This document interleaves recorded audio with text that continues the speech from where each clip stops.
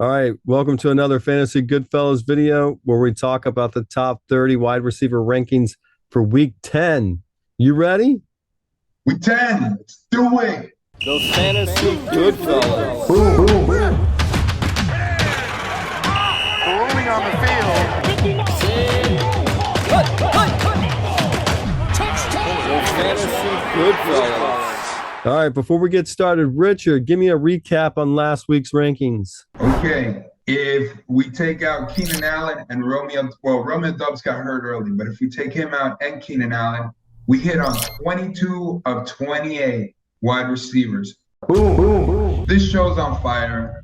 You need to watch all our episodes and look back so you can see we're not lying. We're hitting on everything, and we really want to help your fantasy line. All right, if you haven't seen our videos, let me just explain what you should expect. Richard's going to give his rankings, and I'm going to use the stat machine to see if you agree or disagree with each of his rankings. And hopefully the video will help you with your own lineups. All right, Richard, line them up. At number 1, Tyreek Hill will be home against Cleveland. What can you say? Tyreek Hill leads all receivers in receiving yards, and that trend will just it'll continue to go up because the game plan goes through Tyreek Hill in Miami. And number 2, Cooper Kupp home against Arizona. Cooper Kupp, like I always said, very high floor, made a big play in week 9. Arizona, that defense can be beat. And number 3, Justin Jefferson at Buffalo. Tough matchup, but Justin Jefferson, they're going to need to rely on him. He's going to have to come up big if Minnesota is going to have any chance against Josh Allen and the Bills, assuming Josh Allen plays. And number 4 is Stefon Diggs, home against Minnesota.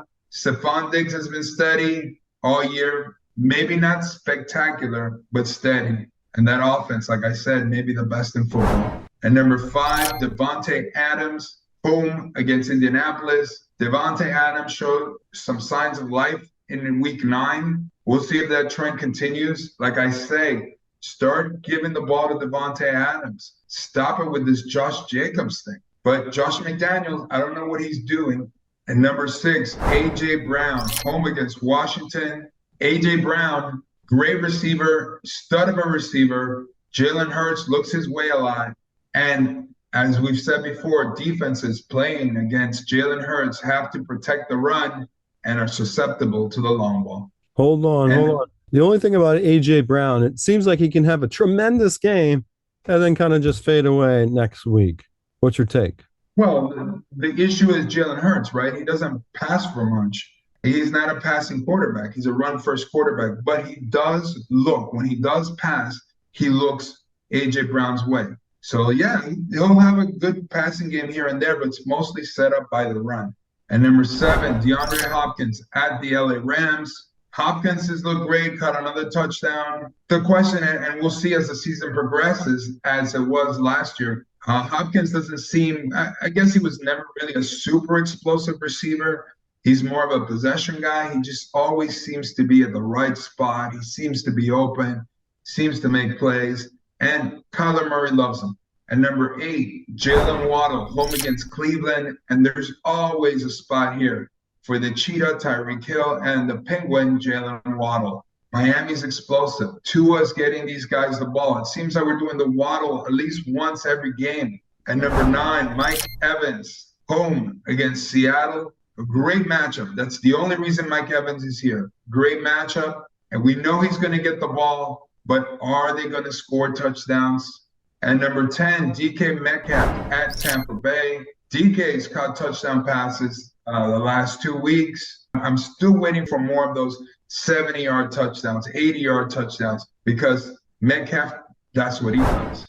And number 11, Chris Olave at Pittsburgh. Olave's been super steady, consistent for New Orleans week in, week out. The rookie is tremendous.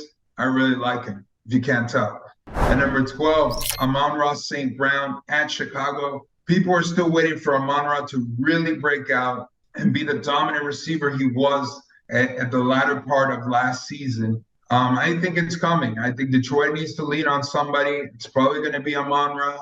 And number 13, Deebo Samuel, home against the LA Chargers. Is Deebo 100%? That's the problem.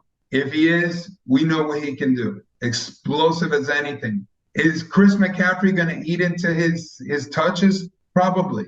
Same kind of dynamic super player that can do a little of everything. And number 14, CeeDee Lamb at Green Bay. CeeDee Lamb, number 1 receiver. Dak Prescott's starting to get it together. He seems like he's healthy. I think CeeDee Lamb is a shoo-in in the top 30. And number 15, Gabe Davis, home against Minnesota. Gabe Davis gave us a crappy game in week 9. It's just how things turned out. But he seems to be making a lot of big plays, and I expect another one. And number 16, Tyler Lockett at Tampa Bay.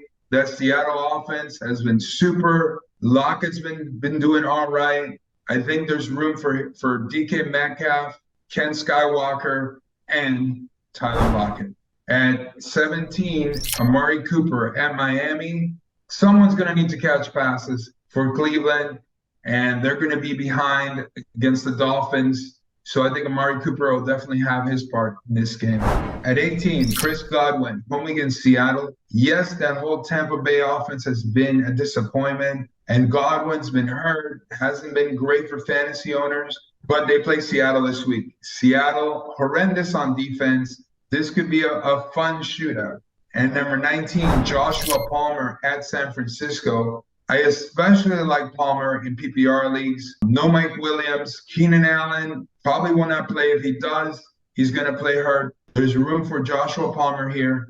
And again, like I said, in PPR, last week I believe he caught 9 passes. And number 20, Terry McLaurin at Philadelphia. It's a tough matchup, but Scary Terry is blowing up with Heineke at quarterback. So I expect that trend to continue. And number 21, DJ Moore at Atlanta. DJ Moore reverted to what he's been all season, a bag of nothing, right? Had that a huge week 8 and reverted to week 9 doing nothing. And you can't blame him. Carolina's terrible. PJ Walker is not the solution there. Maybe it could be Sam Darnold. And number 22, Juju Smith-Schuster, home against Jacksonville. Juju continues to be one of Patrick Mahomes' preferred choices. Patrick Mahomes really spreads the ball out, but Juju seems to be the guy consistently catching passes from him. We know that offense is explosive, and Jacksonville's a great matchup. And number 23, Christian Kirk at Kansas City. There is no doubt Christian Kirk is the number 1 receiver in Jacksonville. The issue is the inconsistencies of Trevor Lawrence and a bad team, but they're going to have to keep up with Kansas City. So I think Christian Kirk will be fine this week. And number 24, Allen Lazard, home against Dallas. As I've said before, Lazard is Rodgers' guy. Rodgers always looks his way. That's who he likes. When Lazard is healthy, he definitely should be in the top 30 because he is Green Bay's number 1. And number 25, Devontae Smith, home against Washington. Devontae's a great receiver. Again, that offense doesn't pass all that much, but when they do, it's big plays, and it's a good offense. So number 26, Brandon Ayuk, home against the LA Chargers. There's room for Ayuk as well, not just Deebo Samuel. Ayuk's been steady. He's having a good season. LA Chargers, this might be the kind of game where the Niners put up a lot of points, and they have been rolling. And number 27, Darnell Mooney, home against Detroit. Darnell Mooney is rising just as Justin Fields is rising. Mooney caught his first touchdown of the season last week against the Dolphins. Now they play Detroit. This is a nice sleeper pick right here. And number 28, Courtland Sutton at Tennessee. I got to take one Denver guy. I'm going to take Sutton. Tennessee's been tough on defense, and they run the ball. They run that clock down. But if Wilson shows any signs of life, we're hoping it's going to be Sutton. And number 29, Adam Thielen at Buffalo. Tough matchup, but Thielen's a steady presence in that offense. Yes, TJ Hawkins is going to take some targets from him, but Thielen's going to do just enough. And number 30, Rondale Moore at the LA Rams. This is Arizona's number 2. Really number 3 if you count Zach Ertz, but there's room for Rondale Moore. He seems to pop up with one big play every week.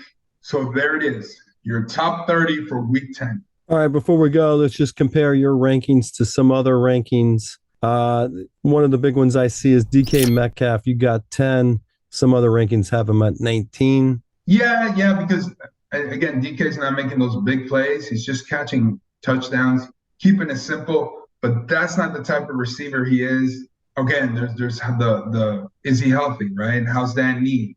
But I think he's fine, and I think he's going to make a big play. All right, Amari Cooper, you got 17. Some other rankings have him at 10. Yeah, I mean, because the Dolphins, a lot of teams have put up a lot of points against the Dolphins in recent weeks. Detroit and Chicago most recently.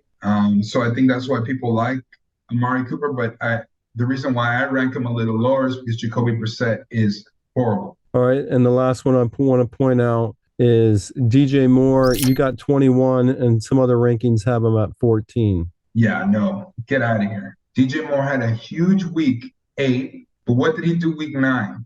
Nothing. What has he done all season? Nothing. He's in the top 30 based on that one week 8 performance. We know he's a stud, but he's in Carolina. All right, well, thanks for coming on here and sharing your top 30 wide receiver rankings for week 10. Don't forget to like and subscribe. And if you got questions, put them in the comment sections for Richard.